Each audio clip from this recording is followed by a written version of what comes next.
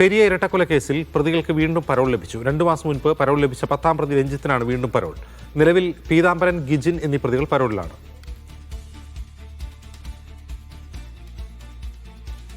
ഷഫീഖ് നസ്രുള്ള വിവരങ്ങളുമായി ചേർന്നു. ഷഫീഖ്, എന്ത് കാരണം ചൂണ്ടിക്കാട്ടിയാണ് പരോൾ നൽകിയത്?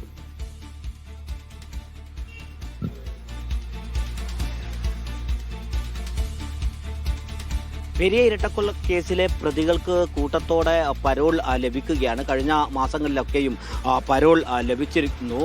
ഈ പരോൾ 1ാം പ്രതി പീതാംബരൻ ഉൾപ്പെടെ 2 പ്രതികൾ ഇപ്പോൾ പരോളിൽ പുറത്തുണ്ടാവുമ്പോഴാണ് 10ാം പ്രതി രഞ്ജിത്തിന് വീണ്ടും പരോൾ ലഭിക്കുന്നത്. ഈ പരോൾ ലഭിക്കുന്നതിനെതിരെ കുടുംബം, ശരത് ലാലിൻ്റെയും കൃപേഷിൻ്റെയും കുടുംബം രംഗത്ത് വന്നിരുന്നു. അവർ പോലീസിലും പരാതി നൽകിയിരുന്നു. ഇങ്ങനെ കൂട്ടത്തോടെ ശിക്ഷിക്കപ്പെട്ട പ്രതികൾ നാട്ടിലെത്തുന്നത് പ്രശ്നമാണ് എന്ന സ്വഭാവത്തിൽ ആണ് കുടുംബം പ്രതികരിക്കുന്നത്. നേരത്തെ ബേക്കൽ പോലീസിന്റെ റിപ്പോർട്ട് കൂടി ലഭിക്കുമ്പോഴാണ് ഈ പരോൾ അനുവദിക്കുന്നത്. ഈ ബേക്കൽ പോലീസിന്റെ പരിധിയിലാണ് ഈ കൊലപാതകം നടന്ന സ്ഥലം. ഒരു ഘട്ടത്തിൽ ഈ പ്രതികൾ പരോളിൽ നാട്ടിലെത്തുന്ന ക്രമസമാധാന പ്രശ്നം ഉണ്ടാക്കുമെന്ന റിപ്പോർട്ട് ബേക്കൽ പോലീസ് നൽകിയിരുന്നു.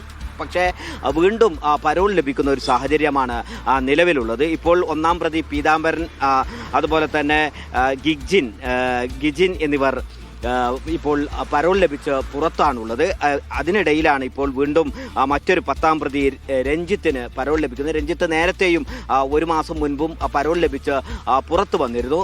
അങ്ങനെ ഈ കേസിൽ ഇരട്ട ജീവപര്യന്തം ശിക്ഷ ലഭിച്ച പ്രതികൾക്കാണ് ഇങ്ങനെ കൂട്ടത്തോടെ പരോൾ ലഭിക്കുന്നത്. ഇതിനെതിരെ കോൺഗ്രസ് കമ്മിറ്റിയും രംഗത്ത് വന്നു. അവർ കുടുംബത്തെ ആക്ഷേപിക്കുകയും പ്രതികൾക്ക് സംരക്ഷണം ഒരുക്കുകയും ചെയ്യുന്ന ഒരു നിലപാടാണ് സർക്കാരിൻ്റെ ഭാഗത്തുനിന്നുണ്ടാവുന്നതെന്ന പ്രസ്താവനയാണ് ഇറക്കിയത്. അതോടൊപ്പം തന്നെ കൂട്ടത്തോടെ ഇങ്ങനെ ഇരട്ട കൊലപാതകം നടത്തിയ പ്രതികൾ, അവർക്ക് ഇരട്ട ജീവപര്യന്തം ലഭിച്ചിട്ടുണ്ട്. ശിക്ഷ ലഭിക്കുന്നതിനിടയിൽ ഇങ്ങനെ നാട്ടിൽ പരോൾ ലഭിച്ചു വരുന്നത് നാട്ടിലെ ക്രമസമാധാനം തകർക്കും എന്ന ഒരു ആരോപണവുമായും രംഗത്ത് വന്നിട്ടുണ്ട്. അതിൻ്റെ അടിസ്ഥാനത്തിൽ പക്ഷേ നിയമപരമായുള്ള എല്ലാ മാനദണ്ഡങ്ങളും പാലിച്ചുകൊണ്ടാണ് ഈ പ്രതികൾക്ക് പരോൾ അനുവദിക്കുന്നത്.